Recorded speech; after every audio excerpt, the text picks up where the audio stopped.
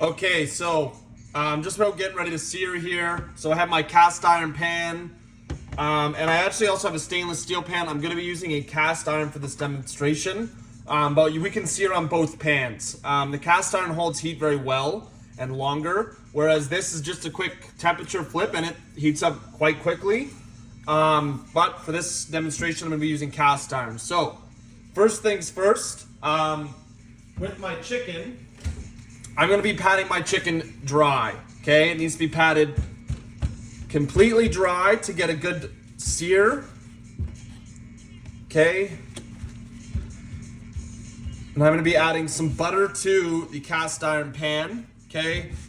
So we're getting there. Okay, give it another pat just for good measure.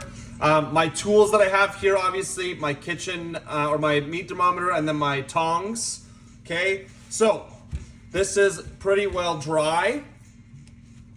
Okay, my fillet of chicken breast. Let me see if I can turn you a bit here. Perfect. Okay, so I have some oil in the pan. Okay, I'm gonna throw some butter in. As you can see, it's starting to sizzle. Okay, and I'm just gonna move that around. Okay, so my breast will goes in the pan. Okay, and now we're just gonna let it essentially sear. We're gonna sear it until it's done. So the whole point of searing here is we're trying to keep the juices of the marinade that I had inside the chicken while it's crispy on the outside. This works really well with like steaks or chicken thighs where there's skin on the outside. So if this was a chicken thigh, the first thing I'd put down is the skin side, because that's my presentation side. I'm always gonna serve that with the skin up, which would mean my skin side goes down first and I'll get that nice little crisp on it, and then I will cook the rest of it from the bottom side, the side that is not presented to the customer or whoever's eating it. Okay, so we can see some of the bubbles around. Okay, that fat is starting to cook off, or not the fat starting to cook off, but we're starting to get everything cooked off on the bottom. Okay, so I'll scrape that from, there we go. Okay, so you can see we have a nice little brown caramelization here. Okay, and now we're really just gonna let it cook.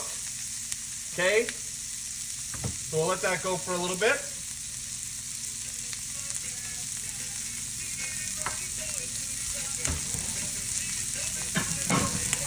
Now I should add that I've already added garlic to this marinade, but when we are searing, garlic is our best friend, because then that adds in some more flavor into that chicken or whatever else we're cooking.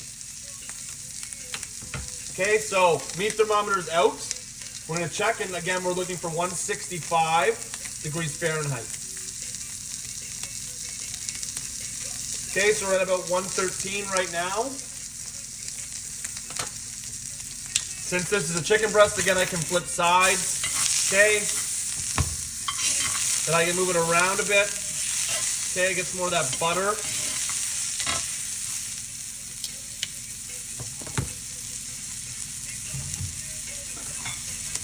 And I've just pulled out a serving plate or a holding plate, because I'm not going to put my chicken, once it's cooked, back onto this board where my raw chicken was.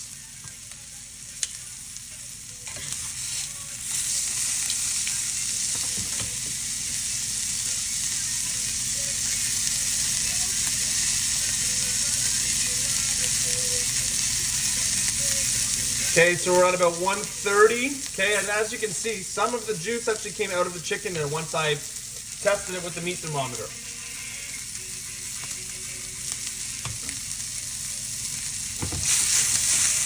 Okay, move around a little bit more.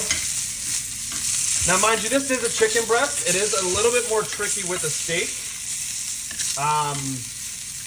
Steaks, obviously, if somebody wants it medium rare and you cook it well done, it's a little bit problematic. Okay, so I'm going to pull this off now.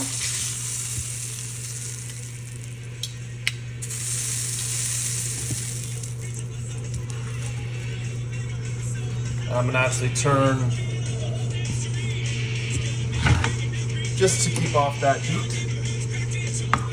Okay, so there's my chicken, my meat Thermometer is now in. Okay, I'm trying to get right into the middle. Okay, so we're climbing up to 160. We're about 163 here. Okay, so we know we're at 163 and it hasn't moved. So we gotta put it back on. Okay, we're gonna put it back on here. Just for maybe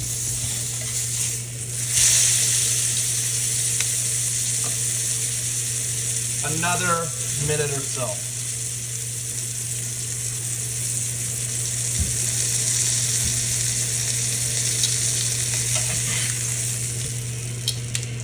Okay.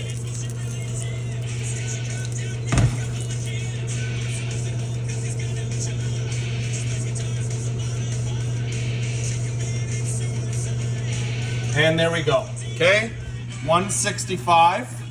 Okay, so that's done. So now if I wanted to take a knife, and as we can see, it looks burnt on the outside, but on the inside, okay, and there's no pink. Okay, so we know that's healthy to eat, because 165, no pink, and it's a perfect sear on the outside.